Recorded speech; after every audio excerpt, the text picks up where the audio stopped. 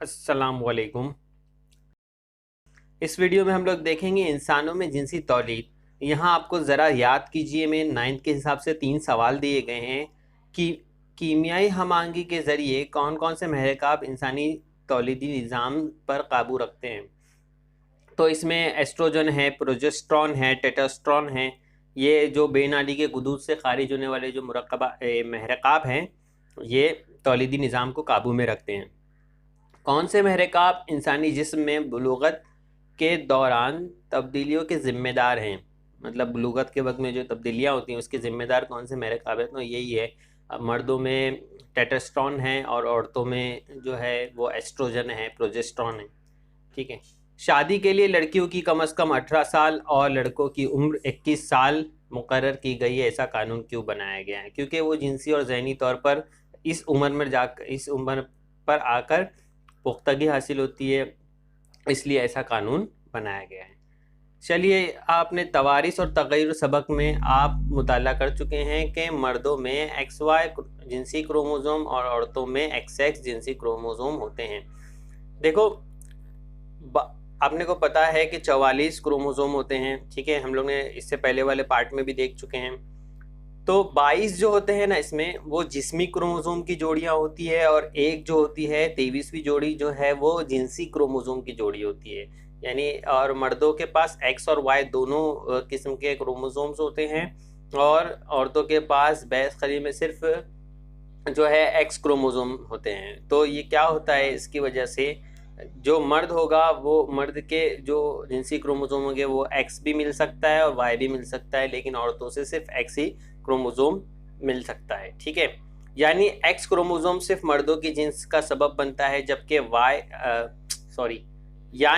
Chromosome सिर्फ मर्दों की जिन्स का सबब बनता है, जबकि X क्रोमोसोम औरतों की जिन्स का सबब है। तो X क्रोमोसोम मर्दों के जिस्म में क्यों होता है? वो जिनसी क्रोमोसोम है, इसलिए X क्रोमोसोम जो है वो मर्दों के इसलिए होता है कि इसके X क्रोमोसोम के ज़रिए से ही अगर लड़की होगी या लड़का होगा वो इसी पे डिपेंड है। ठीक है, वो आपको आगे और इसके बारे में समझ में आएगा, इसके बारे में आपको आगे दिया हुआ है, तो वहाँ हम इसके बारे में डिटेल स्टडी करेंगे। लेकिन अभी के लिए आप इसके लिए इतना ही समझ लो कि 22 क्रोमोसोम होते हैं और जो 23वीं जोड़ी होती है वो मर्दों में XY होती है और औरतों में जो है वो XX होती है। चलिए आगे देखते हैं। इंसानी नर तौलीदी निज़ाम। इंसानी नर तौलीदी निज़ाम फोतो मुख्तलिफ नालियों गुदूद पर मुश्तमिल होता है। फोते जिस्मी कैफे के बाहर सफन फोता में होते हैं। फोते में बेशुमार मनवे नाली होती है। इन नालियों में मौजूद नाबती तह के खलियात तख्लीत तकसीम के ज़रिए तकसीम होकर मनवा तैयार करते हैं, मनवा स्पर्म तैयार करते हैं। ठीक है, तैयार शुदा मनवा मुख्तलिफ नालियों के ज़रिए आगे मुंतकिल किया जाता है। अब देखो, यहाँ पर आपको दिख रहा होगा नीचे की तरफ में 2 फोते हैं, इसको मैंने मार्क भी कर दिया है, आप देख सकते हो ये 2 फोते हैं। ठीक है, ये 2 फोते हैं। अब यहाँ पर मनवा जो है वो तैयार होता है, यानी स्पर्म तैयार होता है, मनी तैयार होता है। फिर इसके बाद में यहाँ तैयार होने के बाद इसके अंदर बहुत सारी नालियाँ होती है। वो नालियों से गुजरता हुआ ये जो बरखाई नाली है, ये आपको नज़र आ रही होगी, बरखाई नाली पर आता है। बरखाई नाली से फिर ये बाहर निकलता है। बाहर निकल के ये जो लंबी सी नाली ऊपर तक गई हुई है, इसे कहते हैं मनी नाली। ठीक है, ये मनी नाली में आता है। मनी नाली के बाद में इंजाली नाली दिख रही है आपको दरमियान में, वो इंजाली नाली में वहां तक चला जाता है। ठीक है, अब देखो इसमें 1-2 चीज़ समझने वाली है। ये ऊपर चला जाता है। ठीक है, मनवा खलिया जैसे जैसे एक नाली से दूसरी नाली में पहुंचता है, पुख्ता होकर बारावरी के काबिल बनते हैं। जैसे जैसे ये मतलब नालियों में तब्दीली हासिल ऊपर जाता जाता है, नालियों से मुंतकिल होते जाता है, तो मुख्तलिफ गुदूद और महरकाब के अफराज के साथ में इसका ताल्लुक होता जाता है और ये और पुख्ता होता जाता है। इसको हम लोग समझेंगे अभी आगे। देखो यहाँ समझते हैं इसको कि मनवा कैसा। देखो जो फर्स्ट वाला आपको दिख रहा होगा जो नेमिंग किया हुआ है ब्लू में, ठीक है, ये मनवा कैसा है कि अफराज इखराजी गुदूद में किया जाता है। यहाँ से गुदूद निकलते हैं, फिर गदे नाकामिया आपको दिख रहा होगा, ये पीछे वाला हिस्सा है जो, ठीक है, जो अभी मैंने मार्क किया है, देखो ये वाला हिस्सा। ठीक है, गदे नाकामिया, यहाँ से भी गुदूद निकलते हैं। सब बेनाली के गुदूद आपने लास्ट स्टैंडर्ड में पढ़ चुके हैं। ठीक है, उसके बाद में ये काउपर के गुदूद, देखो यहाँ पर ये एरो से मार्क हो रहा है, देखो यहाँ पर ये काउपर के क्या है, गुदूद है, ठीक है, ये वाले काउपर के गुदूद है के अफराज बोली तनासुली नाली में जाते हैं। अब यहाँ से ये सारे जो गुदूद यहाँ से निकलते हैं, महरकाब निकलते हैं, ये बोली तनासुली नाली जो ये दरमियान वाली नाली है इसमें जाते हैं। ये तमाम रुतबतें मिलकर मनवा मादा यानी मनी तैयार करते हैं, ठीक है, सेमेन तैयार करते हैं। तो मनी यहाँ से तैयार, ये सारी चीज़ों से फोटो में ही पहले तो जो है वो मनी तैयार हो जाता है, स्पर्म तैयार हो जाता है, फिर बाद में इतनी सारी चीज़ों से गुजरता हुआ आता है, फिर मनवा मादा यानी मनी जो है वो जो पुख्ता मनी जो है वो हमको यहाँ पूरे जो गुदूद के बाद में हासिल होता है, और वो ये उज़वी तनासुली नाली जो दिख रही है आपकी वहाँ से नीचे बाहर निकल आ जाता है।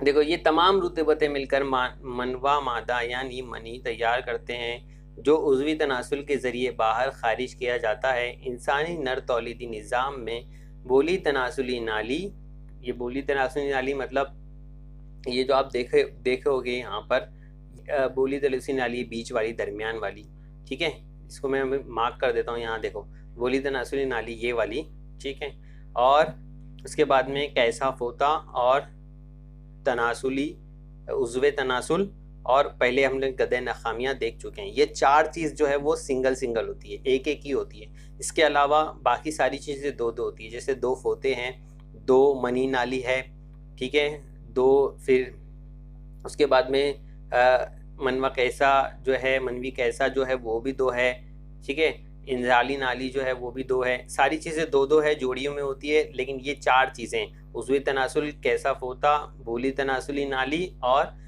उसके बाद में गदे नखामियाँ, ये जो चीज़ है वो सिंगल होती है नर तौलीदी निज़ाम में। बाकी सब चीज़ें इनको छोड़कर बाकी सब चीज़ें दो दो होती हैं, ठीक है। और इसमें इसका कंक्लूजन ये है कि ये फोटो में जो है वो स्पर्म तैयार होता है और वो ऊपर जाता है और मुख्तलिफ गुदूद के साथ में मिलकर जो मुख्तलिफ महरकाब जो गुदूद खारिज करते हैं उनके साथ में मिलकर ये पुख्ता होता है और तनासुली उज़ू से बाहर निकल आता है, ठीक है। अब आते हैं दूसरा इंसानी मादा तौलीदी निज़ाम पर। मादा तौलीदी निज़ाम में शामिल तमाम आज़ा शिखमिक एफ़े में होते हैं, मतलब पेट के हिस्से में होते हैं, शिखम यानी पेट होता है। इसमें बैज़ादान की एक जोड़ी, बैज़ा नाली की एक जोड़ी, एक रहम और एक इन्हिदामी निहानी शामिल है। मतलब एक एक होता है, बैज़ादान की एक जोड़ी होती है और बैज़ा नाली जो आपको ऊपर दिख रही है बैज़ा नाली उसकी भी एक जोड़ी होती है, और रहम और इन्हिदामी नहानी जो है वो सिंगल है। इसके अलावा बार्थुलिन गुदूद, ये गुदूद है की एक जोड़ी होती है। उमूमन महीने में एक मरतबा एक बैज़ खलिया बारी बारी एक बैज़ादान से शिकमी कैफ़े में पहुंचता है। बैज़ा नाली का सराकीफ नुमा होता है, वस्त में एक शिगाफ होता है जिसके ज़रिए बैज़ खलिया बैज़ नाली में दाखिल होता है। मतलब क्या होता है, ये बैज़ा अंदर बनता है, बनने के बाद में वो इसका शिगाफ नुमा जो रास्ता है वहाँ से निकल कर ये बैज़ नाली में बैज़ा दाखिल हो जाता है। देखो यहाँ अब समझ में आएगा आपको कि यहाँ कहीं यहाँ दाखिल हो जाता है ये हिस्से पर, ठीक है, यहाँ बैज़ा यहाँ से निकलता है और यहाँ पर पहुँच जाता है, ठीक है। अब देखो यहाँ पर एक चीज़ देख लो आप, तो आपको समझ में आएगा। यहाँ से महीने में एक बार आता है, ठीक है, कुछ वक्त के लिए आता है, 24 घंटे के लिए आता है, कुछ वक्त और उससे ज़्यादा वक्त के लिए भी हो सकता है। 24 घंटे के लिए यहाँ पर बैज़ा निकल कर आता है, और जो मनवा जो मादा तैयार हुआ था इससे पहले हम लोग ने देखे, वो यहाँ से दाखिल होता है, वो और बैज़ा उसका यहाँ इंतज़ार करता है। ये दोनों यहाँ पर मिलते हैं और अमले बारावरी होती है, ठीक है। नए जानदार की पैदाइश का आगाज़ यहाँ से होता है मिलने से, ठीक है, अमले बारावरी होती है।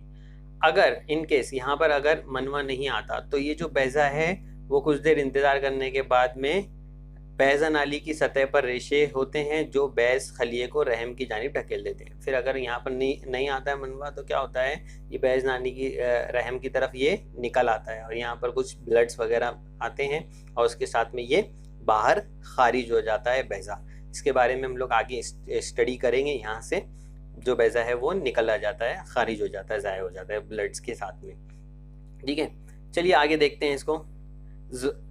ज़वाजे की तश्कील। अब ज़वाजे जो है मनवा और बैज़ा दोनों कैसे बनते हैं आपको समझ में आ गया। दोनों तकलीली तकसीम के ज़रिए तश्कील पाते हैं। ये हम लोग ने स्टार्ट में भी पढ़े थे, ठीक है, नबातात वाले में भी पढ़े थे और इसमें भी हम लोग देखे थे। मर्द के फोतों में बुलूगत के बाद इंतकाल तक मनवा तैयार होता है। मतलब मर्दों में क्या होता है कि जब बालिग हो गया, बालिग होने से मरने तक जो है वो मनवा तैयार कर सकता है, ठीक है। लेकिन जो मादा का सिस्टम है वो डिफरेंट है। मादा जिनैन की पैदाइश के वक्त बैज़ेदान में 2 से 4 मिलियन खाम बैज़े होते हैं। मतलब 20 लाख से 40 लाख बैज़े मादा के अंदर, औरतों के अंदर होते हैं। लेकिन औरतों के बैज़ेदान में बुलूगत के बाद सने यास तक यानी उमूमन 45 साल तक हर महीना एक बैज़ा नशोनुमा पाकर बैज़ा नाली में आता है। जैसा कि हमने देखे बैज़ा नाली में हर महीना एक बैज़ा आता है नशोनुमा पाकर, पुख्ता होकर। जो खाम बैज़े हैं 20 से 40 लाख, इसमें से एक बैज़ा जो है वो बैज़ा नाली में आता है पुख्ता होकर, ठीक है। महीने में एक बार एक बैज़ा आता है। मादा तौलीदी निज़ाम के फेल के बंद हो जाने को सनेयास कहते हैं। अगर ये अमल बंद हो गया, फेल, ये जो काम है बैज़े का बनना और बैज़ा नाली में आना, ये काम बंद हो गया तो इसको क्या कहते हैं? सनेयास कहते हैं। ये कब होता है? 45 से 50 साल की उम्र में ये जो मादा तौलीदी निज़ाम में बंद हो जाता है, ठीक है। तक औरतों के जिस्म में मादा तौलीदी निज़ाम पर कंट्रोल करने वाले महरकाब का अफराज बंद हो जाता है। ये बंद इसलिए वजह से होता है कि जो महरकाब खारिज होते हैं ना, ठीक है, वो भी बंद हो जाता है, इसकी वजह से होता है। इसलिए इसे सनेयास कहते हैं। यानी 45 साल के बाद का जो दौर होता है उसे सनेयास कहते हैं, जिस दौर में बैज़े नहीं बनते, ठीक है। देखो यहाँ पर एक इन्फॉर्मेशन है, बार आवरी मनवा और बैज़े के मिलाप से जुफ्ता तैयार होने के अमल को अमले बार आवरी कहते हैं। ये हमने पहले भी देखे हैं कि मनवा और बैज़ा के मिलाप से जो जुफ्ता तैयार होगा उसको हम लोग क्या कहेंगे? तैयार होने वाले अमल को अमले बार आवरी कहते हैं। ये मनवा और जुफ्ता मैंने आपको पिक्चर में भी समझाया था कि कहाँ तैयार होगा। इंसान में बार आवरी का अमल जिस्म के अंदर होता है। मिलाप के वक्त इन्हेदामी नहानी के रास्ते से मनी को दाखिल किया जाता है। मतलब इन्हेदामी नहानी के अंदर से जो है वो मनी दाखिल होता है और मनी में कुछ मिलियंस मनवे होते हैं, मिलियंस मनवे होते हैं, इसमें बहुत ज़्यादा होते हैं। देखो आपको दिख रहा होगा यहाँ पर शक्ल में। इन्हेदामी नानी से रहम बैज़ नाली के रास्ते सफ़र करते हैं। अब ये इन्हेदामी से रहम, रहम से बैज़ नाली तक ये सफ़र करते हैं और सिर्फ एक मनवा बैज़ नाली में मौजूद एक बैज़े से बार आवरी करता है। मतलब इसमें से ये मिलियंस ऑफ मनवे होते हैं, तो इसमें से सिर्फ एक जो मनी होता है वो बैज़ खली के साथ ही मिल पाता है और उससे अमल बार आवरी होती है, ठीक है। चलिए आगे देखते हैं। इसके बाद बुलूगत के बाद सनेयास तक, आपको सनेयास पता होगा 45 साल के बाद या 50 साल के बाद का जो दौर है। यानी 10 से 17 साल में बालिग हो जाती हैं। फिर इसके बाद में से लेकर 45 से 50 साल तक हर माह एक बैज़ादान से बैज़ा बाहर आता है। यानी हर माह एक बैज़ादान से बाहर आता है हर महीने। इसका मतलब ये हुआ कि 2 तक 4 मिलियन बैज़ों में से, यानी 20 लाख से 40 लाख बैज़ों में से उमूमन औसतन 400 बैज़े खलिए ही बैज़ादान से बाहर आते हैं। यानी 400 बैज़े ही, इतनी उम्र की अगर हम लोग बात करें 17 से 45 साल की बात करें या 10 से 45 साल की बात करें, तो इतनी उम्र में अगर हर महीना एक बैज़ा बाहर आ रहा है तो 400 ही बैज़े जो है वो पुख्ता होकर जो है वो बैज़ादान से बाहर आते हैं। यानी बाकी के सारे जो इतने सारे खाम बैज़े होते हैं वो बैज़ादान में ख़त्म हो जाते हैं। बाकी तमाम बैज़े खलिए में ही ख़त्म हो जाते हैं, बैज़ खलिए में ही ख़त्म हो जाते हैं, ठीक है। सनेयास करीब आने पर आखिरी कुछ सालों में बैज़ादान से बाहर आने वाले बैज़ खलियात की उम्र 40-50 साल होती है, ठीक है। इनमें तकसीम की सलाहियत कम होती है, ये तकसीम नहीं हो पाते, इसलिए इनमें तकलीली तकसीम मुकम्मल नहीं होती। और आपने देखा है तकलीली तकसीम मुकम्मल नहीं होगी तो कुछ अलग ही बीमारी या कोई चीज़ अलग हो जाएगी, ठीक है। ऐसे बैज़ खलिए अगर बार आवर हो जाएं तो इनसे पैदा होने वाले औलाद में चंद नक़ाइस, यानी जैसे डाउन सिंड्रोम, आपने 9th स्टैंडर्ड में इसके बारे में पढ़ा है, ठीक है, जहनियाती नुक्स हो जाता है। तो आप आगे बढ़ते हैं। इसमें देखो आपको दिया हुआ है, क्या आप जानते हैं? ये वाली चीज़ हमने पहले भी देखी है कि अभी इसके बारे में हम लोग डिटेल देखेंगे। जुफ्ता तैयार करने वाले खलियात में क्रोमोज़ोम की तादाद दुगनी यानी 2n होती है। इसमें जिस्मी क्रोमोज़ोम की 22 जोड़ी और जिनसी क्रोमोज़ोम की 1 जोड़ी होती है। जैसे हमने बात की थी कि 22 जोड़ी जिस्मी क्रोमोज़ोम की होती है और 1 जोड़ी जिनसी क्रोमोज़ोम की होती है। यानी 44 प्लस XX और 44 प्लस XY होती है। ये खलिया तकलीली तकसीम के ज़रिए मुनक़सिम होते हैं, इसलिए ज़वाजों में क्रोमोज़ोम की तादाद यकगुना हो जाती है। ज़वाजे में यकगुना हो जाती है, कैसे होती है हमने देखे हो।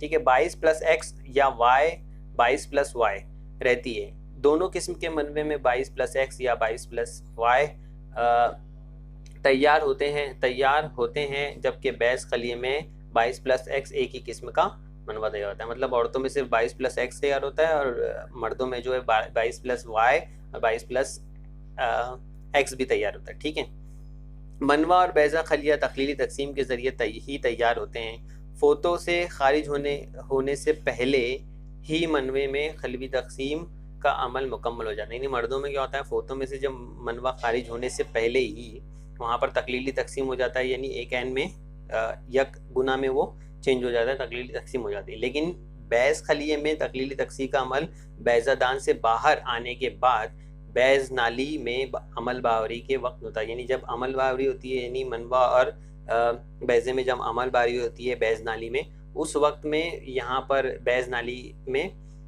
बैज़ादान की जो है वो तकलीली तकसीम होती है। ठीक है, मर्दों में फोतों में हो जाती है, पहले ही हो जाती है, बाहर आने से पहले ही तकलीली तकसीम हो जाती है, यानी यह गुना हो जाते हैं। ठीक है, अब देखो आगे बढ़ते हैं। नशोनुमा और पैदाइश। अब इसमें आपको दिया हुआ है पैदाइश का वक्त, जब अमल बावरी हो गई, तो अब जो बैज़ नाली में अमल बावरी के बाद तैयार होने वाले जुफ्ते की कई मरतबा मसावी तकसीम होती है। यानी एक यक गुना है तो दो से चार, चार से 6 ऐसा बढ़ता है और जैन तैयार होते हैं। इस दरमियान रहम की जानिब इसकी हरकत होती है। रहम में पहुँचने पर वहीं इसकी तनसीफ होकर इसकी नशोनुमा होती है। रहम में नशोनुमा के दौरान ग़िज़ा फराहम करने के लिए नाल तैयार होती है, यानी नाल से जॉइंट हो जाती है और क्या होती है, ग़िज़ा तैयार होती है और माँ के पेट से नाल जॉइंट होती है और वहाँ से उसको बच्चे को ग़िज़ा मिलती है। और ये तकरीबन 9 महीने का वक्त होता है, 9 महीने की मुद्दत होती है, जिसमें जो जिनैन है वो मुकम्मल तौर पर नशोनुमा पाता है। ठीक है, चलिए देखिए, आपको इसमें यहाँ दिया हुआ है, हमेशा इसे जहन में रखिए। ठीक है, ज़ौजैन को लड़का या लड़की की पैदाइश कुल्ली तौर पर मर्द पर मुनहसर होती है। जुफ्ते की तैयारी के वक्त मर्द के जिनसी क्रोमोज़ोम X या Y अगली नस्ल में मुंतकिल होते हैं। देखिए यहाँ क्या दिया हुआ है कि मर्द के पास तो XY क्रोमोज़ोम्स है। जिनसी क्रोमोज़ोम की अगर हम बात करें तो ना, जिनसी क्रोमोज़ोम XY है। औरत के पास क्या है, औरतों के पास क्या होता है, XX क्रोमोज़ोम होते हैं, जिनसी क्रोमोज़ोम। तो अगर Y क्रोमोज़ोम मर्द की तरफ से जाएगा तो लड़का होगा और अगर X क्रोमोज़ोम जाएगा तो लड़की होगी। यानी ये मर्द पर डिपेंड होता है, मर्द पर मुनहसर होता है कि लड़का होगा या लड़की। ठीक है, तो इन मालूमात के तहत लड़की की पैदाइश पर औरत को ज़िम्मेदार ठहराना गलत है। मतलब दुरुस्त नहीं है कि औरत को ज़िम्मेदार ठहराया जाए कि लड़की पैदा हो रही है तो उसकी ज़िम्मेदारी औरत की है। ठीक है, मादा जिनैन का कत्ल रोकने के लिए हम सबको कोशिश करना चाहिए कि मादा जिनैन का जो कत्ल किया जाता है समाज में, जो दकियानूसी ख्यालात है लड़कियों के ताल्लुक से, इसके लिए हमको कोशिश करनी चाहिए। चलिए, ये इसके लिए एक सवाल भी आता है, ज़ौजैन को लड़का होगा या लड़की, ये किस पर मुनहसर है, तो ये मर्द पर मुनहसर है। ठीक है, इसके लिए आप वो चार्ट बनाकर ये लिख सकते हो आंसर, जो XY वाला चार्ट हम पहले भी देख चुके हैं। चलिए आगे बढ़ते हैं। हैज़ का दौर, ये एक साइकिल है। जैसे आपने तबखीर देखा होगा कि सूरज से समुद्र का पानी भाप बन के उड़ता है और ऊपर जाता है, फिर बादल ठंडे होते हैं, फिर बारिश होती है, फिर वो पानी ज़मीन पर आ जाता है, फिर भाप बन के उड़ जाता है। तो ऐसा साइकिल है। तो वैसे ये भी एक साइकिल है तौलीदी निज़ाम का औरतों के अंदर। ठीक है, ये 28 से 30 दिनों के वक्फे का होता है। इसमें 4 हार्मोन्स काम करते हैं, FLH, FSLH। ठीक है, ये स्टिमुलेटिंग हार्मोन। ठीक है, दूसरा है ल्यूटिनाइजिंग हार्मोन, इसको LH कहते हैं। ठीक है, FSH ये एक हार्मोन हो गया, ल्यूटिनाइजिंग हार्मोन इसको LH। तो ये दोनों नाम याद रखो, FSH और LH। ठीक है, 2 हो गए। तीसरा एस्ट्रोजन और चौथा प्रोजेस्टेरोन। ये 4 हार्मोन इसमें काम करते हैं। ठीक है, इसके असर से बैज़ेदान में मौजूद बेशुमार फोकल्स के साथ बैज़े खलिया के ऑकिट्स की नशोनुमा होती है। मतलब जो खाम बैज़े होती हैं उनकी नशोनुमा होती है बैज़ों की।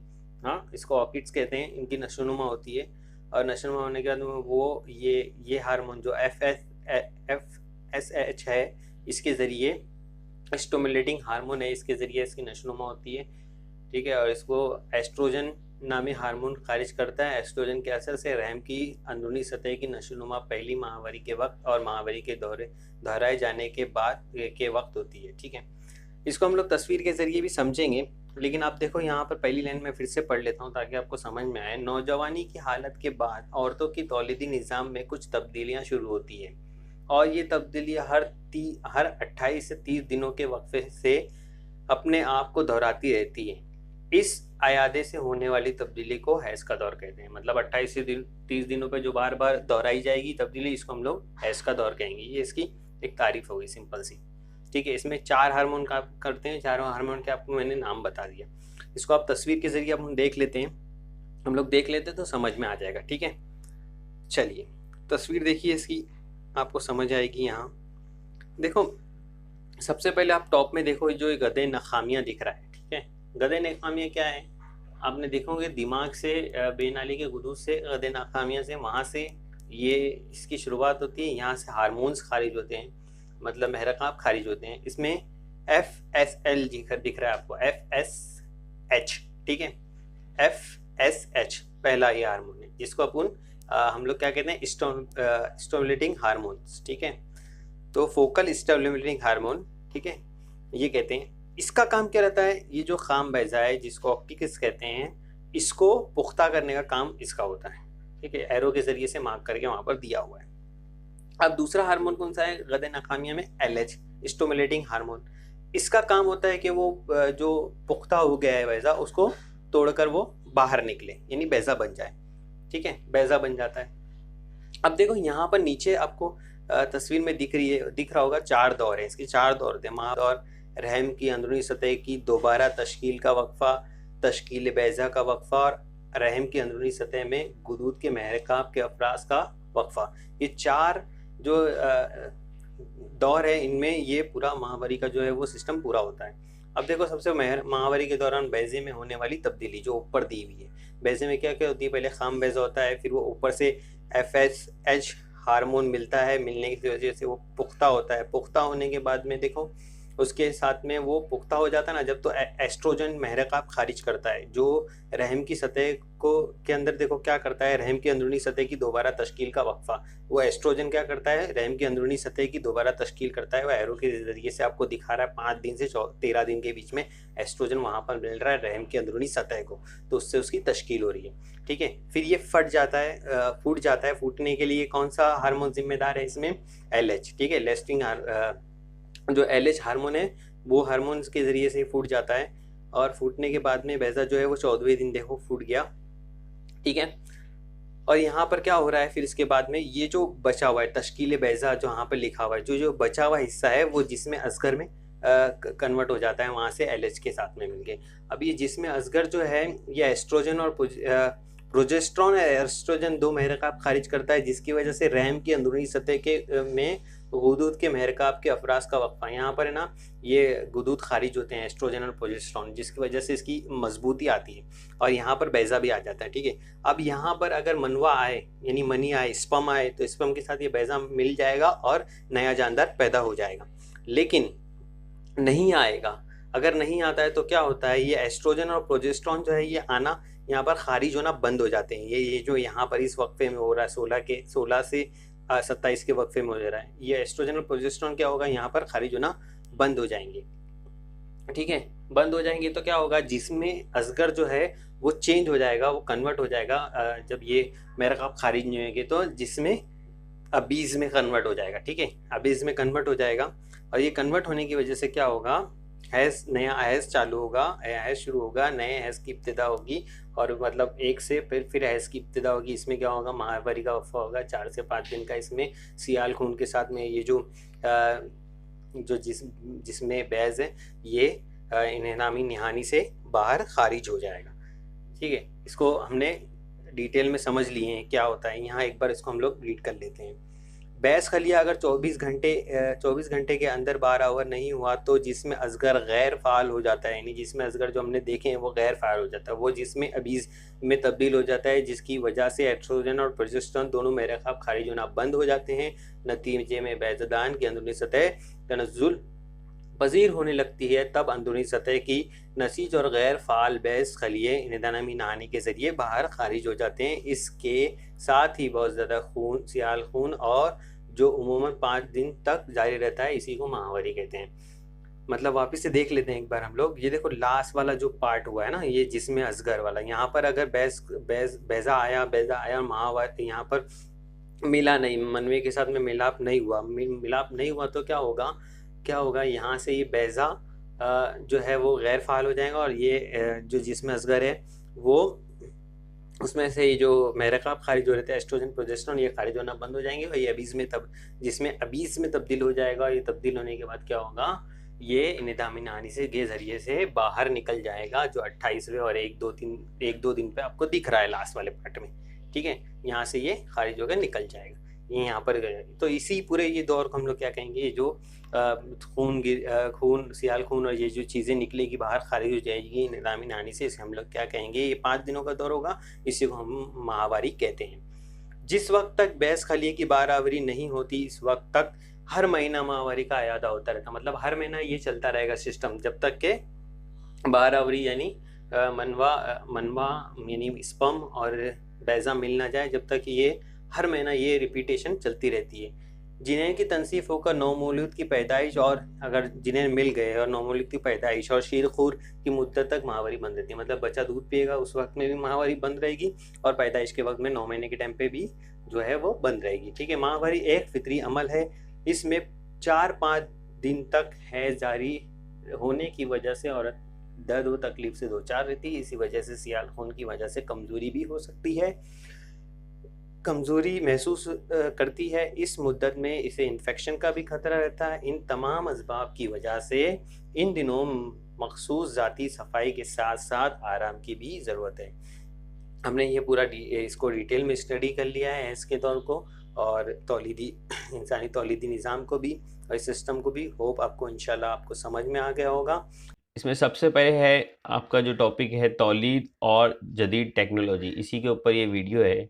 मुख्तलिफ असबाब के तहत बेशुमार ज़ौजैन को औलाद नहीं होती। औरतों में माहवारी के बेकायदगी, बैस खलिए की पैदावार में रुकावट, बैज़ नाली में बैज़ खलिए के दाखिल होने में रुकावट, रहम की सलाहियत तनसीफ में कमी वग़ैरह असबाब की बिना पर औलाद नहीं हो सकती। देखो ये जो यहाँ स्टार्ट में जो दिया हुआ है कि तौलीद और जदीद टेक्नोलॉजी के ज़रिए जो तौलीद में आने वाली रुकावटें उसको दूर करके जो ज़ौजैन जिनको औलाद नहीं है वो भी औलाद हासिल कर सकते हैं टेक्नोलॉजी के ज़रिए। इसमें कुछ टेक्नोलॉजी है जो अभी हम लोग देखेंगे, लेकिन ये उससे पहले आप ये समझ लो कि क्या रुकावटें होती हैं। जैसे औरतों में बहुत सारी कमी होती है, जैसे बैस खलिए की पैदावार में रुकावट, बैस खलिया पैदा नहीं होता। फिर बैस नाली से बैस खली में आपको पता है बैस नाली से बैस खलिए में खलिया आता है, तभी वो अम्ल बारावरी होती है, वो नहीं होता। फिर रहम की जो तनसीफ होती है हर बार, ठीक है, जो साइकिल चलता है उसमें, तो अगर तनसीफ में कमी हो जाती है कुछ तो भी उस काबिल नहीं रहती औरत के वो उसको औलाद हो सके। तो ये जो हो गई ये और औरत में होने वाली कमी के बारे में बात हो गई। अब मर्दों में भी कमी होती है कि मर्दों के मादा मनवा में मनवे का ना पाया जाना, मतलब स्पर्म काउंट 0 हो जाता है या कम होता है स्पर्म काउंट, तो भी उसकी वजह से भी औलाद नहीं होती। इसकी सुस्त हरकत, और उसकी हरकत सुस्त होगी तो अभी भी नहीं तो भी नहीं होगी। मुख्तलिफ नुकाइस औलाद के हुसूल में रुकावट बनते हैं, मतलब मर्द औरत दोनों में अगर जिनसी नुकाइस है कुछ ऐसे, ठीक है, ऐसी कमी है कुछ, तो उसकी वजह से भी औलाद नहीं होती। लेकिन जदीद साइंस के ज़रिए इन रुकावट को दूर किया जा सकता है, मतलब ये जो रुकावटें हैं इनको दूर किया जा सकता है जदीद टेक्नोलॉजी के ज़रिए। इसमें 3 चीज़ें हैं। पहली है मसनूई बारावरी, IVF टेक्निक है ये, इसके ज़रिए ये रुकावट दूर होती है। दूसरा है मुतबादिल माँ का भी ऑप्शन है। उसके बाद में तीसरा है मादा मनवा बैंक, ठीक है, स्पर्म बैंक। ये तीनों के बारे में अभी हम लोग देखेंगे। पहला देखते हैं मसनूई बार आवरी। इस टेक्निक में इम्तिहानी नली में बार आवरी का अमल अंजाम पाता है और मुनासिब वक्त पर औरत के रहम में जेन की तनसीफ की जाती है। मतलब क्या करते हैं, देखो जैसे आपको ये दिख रहा है, ये बैस खलिया है, ठीक है। अभी कोई भी कमी हो गई, औरत में कमी हो गई या मर्द के जो मादा मनवा है उसमें जो है वो इसकी स्पीड कम हो गई या रफ्तार सुस्त हो गई, तो क्या करते हैं, ये एक नली है, नली के ज़रिए से स्पर्म को, जो मादा मनवा है उसको डायरेक्ट बैस खलिए में डाल देते हैं। इसके ज़रिए से इसको टेस्ट ट्यूब में जो है वो उसके रहम इसको मिला देते हैं और फिर इसके बाद में औरत के रहम में इसको डालते हैं और वहाँ पर फिर जनन की तनसीफ होती है। फिर वहाँ पर फिर आगे का काम प्रोसेस शुरू होता है। लेकिन ये दोनों को मिलाने का जो अमले बार आवरी का काम है उसको एक टेस्ट ट्यूब में किया जाता है। इसी टेक्निक को आईवीएफ टेक्निक कहते हैं।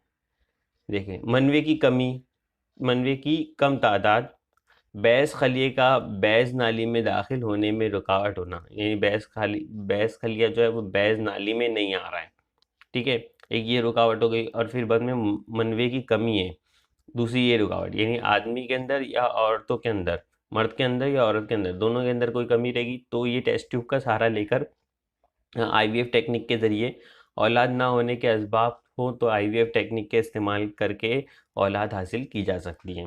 ये प्रोसीजर है इसका कि अगर दोनों में से किसी का एक स्पर्म नहीं आ रहा है या बैस खलिए से बैस खलिया बाहर नहीं आ रहा है, बैस नाली पर नहीं आ रहा है, तो भी ये टेक्निक का इस्तेमाल किया जाता है, ठीक है। इसका क्या है ना, आप ये समझ लो कि आपको ये इम्पॉर्टेंट है, ये आता रहता है एग्ज़ाम में, तो आपको ये पता होना चाहिए कि क्यों आईवीएफ टेक्निक का इस्तेमाल किया जाता है, ठीक है। तो ये 2 पॉइंट आप याद रखो, मनवे की कमी की कम तादाद और बैस खलिए का बैस नाली में नहीं आना, इसलिए आईवीएफ टेक्निक का इस्तेमाल किया जाता है। मुतबादिल माँ का इस्तेमाल कब किया जाता है, ये भी क्यों किया जाता है और कब किया जाता है, ये 2 सवाल इसमें लेकर चलो तो आपको आसानी हो जाएगी। मुतबादिल माँ, कुछ औरतों के रहम में बार आवरी की सलाहियत नहीं होती, ऐसी औरतें मुतबादिल माँ इस जदीद तरीके की मदद ले सकती हैं। इस तरीके में ऐसी औरतें जिनके रहम में तनसीफ की सलाहियत नहीं है, मतलब रहम में कमज़ोरी है, मतलब अभी ये औरतों की कमज़ोरी की बात हो रही है सिर्फ मुतबादिल माँ में, कि रहम में कमज़ोरी है, इनके बैज़दान से बैज़खलिए हासिल करके इम्तिहानी नली में शोहर के मनवे से मिलाप करके बार आवरी की जाती है। मतलब इसमें भी वही काम किया जाता है जो आईवीएफ टेक्निक में करते हैं, लेकिन ये सिर्फ किसकी कमी के टाइम पे किया करते हैं, मुतबादिल माँ का सहारा लेते हैं जब औरत के रहम की तनसीफ में कमी हो, ठीक है, रहम की तनसीफ में प्रॉब्लम हो, कमज़ोरी हो, तब ये सहारा लेते हैं। इसमें भी वही करते हैं, औरत के उस बैस खलिए से बैज़ा निकालते हैं और मर्द के शोहर के मनवे से जो है उसको मिलाप करते हैं टेस्ट ट्यूब में। उसके बाद में अब ये जो मिलाप हो गया तो जैन बन गया, फिर वो जैन को किसी दूसरी औरत के रहम में तनसीफ की जाती है, क्योंकि वो औरत के रहम में तो सलाहियत नहीं है, तो अब वो दूसरी औरत के रहम में तनसीफ की जाती है। और फिर इस तरह जिस औरत के रहम में तनसीफ की जाती है इसे मुतबादिल माँ, सैरोगेट मदर कहते हैं, ठीक है। मतलब बच्चा किसी और का है और वो किसी और के पेट में पलेगा, क्योंकि वो खुद माँ नहीं बन सकती, तो वो सैरोगेट मदर का सहारा लेती है, मुतबादिल का सहारा लेते हैं। मुतबादिल माँ का, मुतबादिल से ही आपको समझ में आ जा रहा होगा, ठीक है। चलिए आगे बढ़ते हैं। मादा मनवा बैंक ये क्या है, जैसे आपने देखा बेशुमार आपने ब्लड बैंक सुना होगा ना, खून लेने देने का बैंक, तो वैसे ही है ना, ये मादा मनवा बैंक है। अगर मनवे की किसी की कमी है तो वो इसी बैंक का सहारा लेके मनवा हासिल कर सकते हैं। बेशुमार ज़ौजैन में से शोहर के मनवे की, अब ये शोहर वाली प्रॉब्लम है, मुतबादिल माँ वाली जो थी वो औरतों वाली प्रॉब्लम थी, ये आदमी वाली प्रॉब्लम है। बेशुमार ज़ौजैन में से शोहर के मनवे की पैदावार में मंदरजा बाला रुकावटें पैदा हो जाती हैं, मतलब वही स्पर्म काउंट कम हो गया, जो हम लोग ने पहले देख चुके हैं, स्पर्म कम काउंट हो गया, उसकी रफ्तार सुस्त है, ठीक है। ऐसे ज़ौजैन को औलाद के हुसूल के लिए ये एक नया तसव्वुर और टेक्निक है। ब्लड बैंक जैसा ही ये एक तसव्वुर है। इसमें ख्वाहिशमंद मर्द की मुकम्मल जिस्मानी जांच और दीगर जांच के बाद हासिल करदा मनवे का ज़ख़ीरा किया जाता है। मतलब जिससे भी हम लोग जैसा खून हासिल करते हैं ना, वैसा मनवा हासिल करते हैं, और उसकी जिस्मानी जांच और हर चीज़ की जांच करके ही हासिल किया जाता है कि कोई बीमारी तो नहीं है उसको, अतिया करने वाले को, जो मनवा दे रहा है उसको। ठीक है। उसके बाद में ज़रूरतमंद ज़ौजैन की ख्वाहिश के मुताबिक इस मादे मनबा का इस्तेमाल करके ज़ौजैन में से औरत के बैस खलिए से आईवीएफ टेक्निक के ज़रिए बाराबरी की जाती है। मतलब वो मनवा बैंक से मनवा ले लेते हैं, फिर उसको आईवीएफ टेक्निक के ज़रिए औरत के बैज़ा निकालते हैं। उसमें आईवीएफ टेक्निक जो अपने देखे हैं समझे हैं, उसके ज़रिए से वो मनवा इसमें इंजेक्ट करते हैं और जनन की तनसीफ होती है, फिर उसको औरत के रहम में छोड़ देते हैं। तो इस तरह जो है वो बेऔलाद भी औलाद पा सकते हैं। कानूनन मादा मनबा अतिया दहंदकाना का कानून खुफिया रखा जाता है। मतलब जो अतिया कर रहा है उसको खुफिया रखा जाता है, कानून ऐसा कानून है कि जो मनवा मादा मनवा जो भी मर्द अतिया कर रहा है उसको खुफिया रखा जाए। खैर चलिए आगे बढ़ते हैं। जुड़वा त्वाइम, एक मादर में रहम मादर में दो जिनैन एक ही वक्त में नशोनुमा पाकर दो औलादें जन्म लेती हैं। ऐसे दो नौमौलूद को जुड़वा त्वाइम कहते हैं। कई कई ज़ौजैन को जुड़वा औलादें होती हैं। जुड़वा बच्चों की दो किस्में हैं, यक जुफ्ती, दो जुफ्ती। एक ही रहम से अगर दो बच्चे पैदा हो रहे हैं, ठीक है, टाइमिंग आगे पीछे हो सकता है, लेकिन एक ही रहम से अगर दो बच्चे पैदा हो रहे हैं तो ऐसे बच्चों को क्या कहेंगे? जुड़वा बच्चे कहेंगे। ठीक है, ऐसे जन्म लेने वाले बच्चों को जुड़वा बच्चे कहेंगे।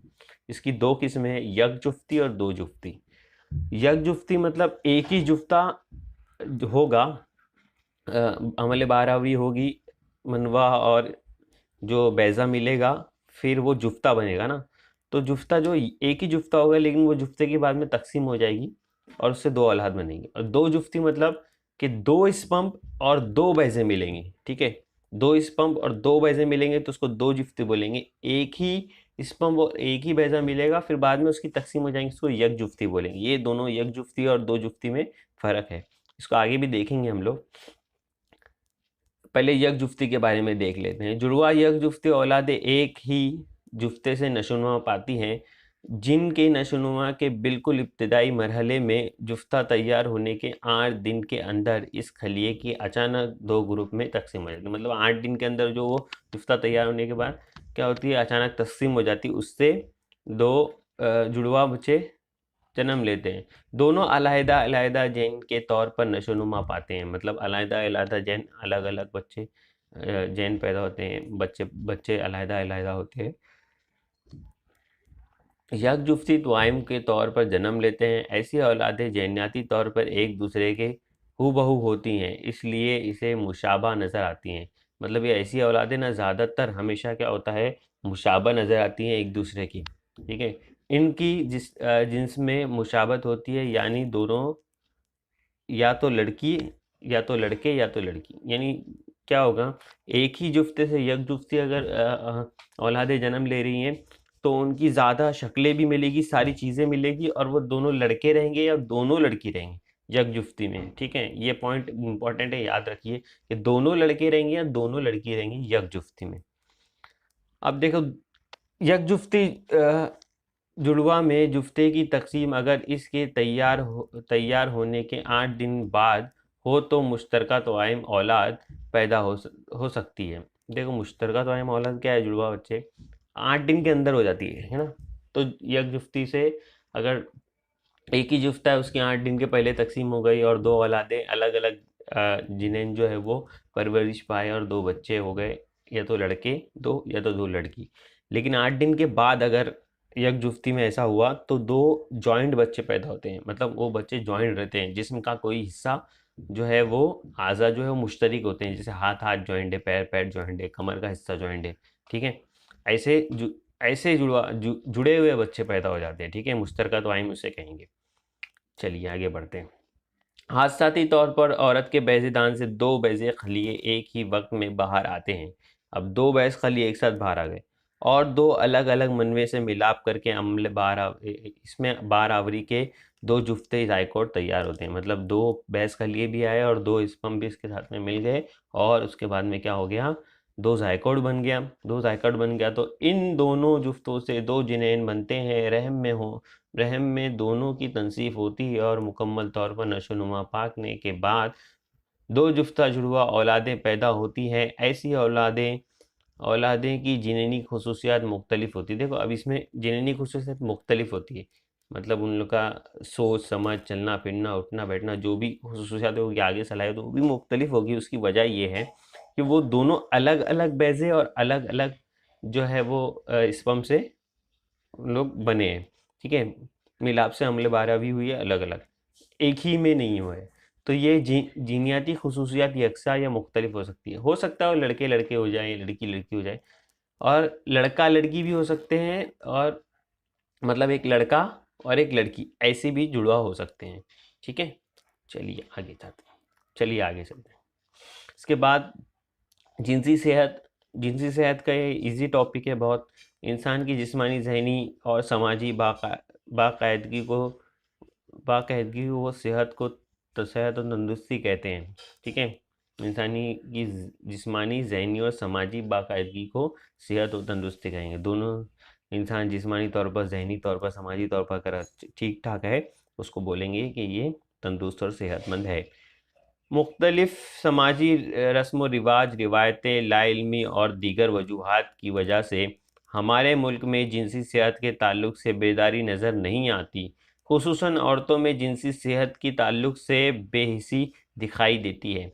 मतलब समाज के अंदर जो सोच है उसकी वजह से बहुत सारी ऐसी बीमारियों को छुपाया जाता है, डरा जाता है, और ख़ास तौर से जिनसी बीमारी के ताल्लुक से औरतों में ये ज़्यादा देखा जाता है। औरतों में हैज़ का अमल इनकी जिनसी सेहत और मजमूई सेहत पर मुनहसर होता है। फ़ी ज़माना औरत में मर्दों की दो बद दोष बदोश काम कर रही हैं, मतलब साथ साथ काम कर रही हैं। ठीक है, और उन्हें दिन भर घर के बाहर रहना पड़ता है। माहवारी के वक्त सियाल खून होता है, इसलिए मखसूस आज़ा की सफाई ज़रूरी होती है, वरना जिनसी सेहत के मसाइल पैदा होते हैं। मर्दों में भी कुछ जिनसी बीमारियां लाक हो सकती हैं, इसलिए हिफ्ज़ माता तकदम के तौर पर ये तनाजुली अज़ा की सफाई इंतहाई ज़रूरी है। मतलब इसमें ये बता रहा है कि हैज़ के दौर में औरतों को सफाई करना चाहिए और मर्द को भी वक्तन फ़ौक्तन ना अपने अज़ा की सफाई करना चाहिए। ठीक है, तौलीदी अज़ा जो है उनकी तौलीदी अज़ा की सफाई करना चाहिए। ठीक है, जो सफाई करने से क्या होता है, बहुत सारी हम बीमारी से बच जाते हैं। जिनसी बीमारियों से यहाँ पर 2 बीमारियाँ दी हुई है। ठीक है, ये दोनों बीमारी आप याद रखो, ये खाना पूरी फिलिंग द ब्लैंक्स में आती है, एग्जाम में भी पूछी जाती है। जिनसी बीमारी से आतिशक और सोजक, ये 2 बीमारी है, बड़े पैमाने पर लाक होती है। ये बड़े पैमाने पर लाक होने वाली 2 बीमारी, आतिश और सोजक। ठीक है, ये दोनों अमराज बैक्टीरिया से होते हैं, सॉरी।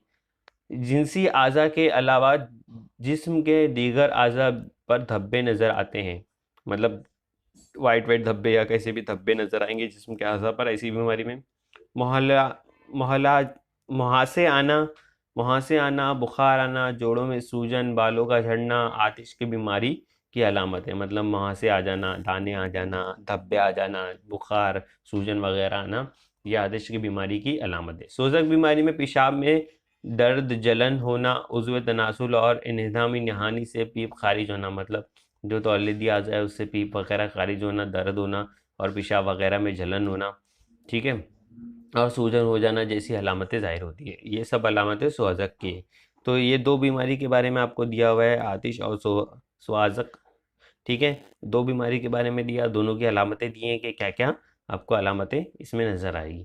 तो ये अलामतें भी आपको पूछ सकता है, और ये जिनसी बीमारियाँ कौन सी, इनके नाम बताइए, ऐसा भी सवाल आ सकता है। तो आतिश और सोजक ये आप याद रखिए। चलिए, इसके बाद में ये आपका चैप्टर का यहाँ पर लास्ट टॉपिक है। क्या आप जानते हैं आबादी का धमाका।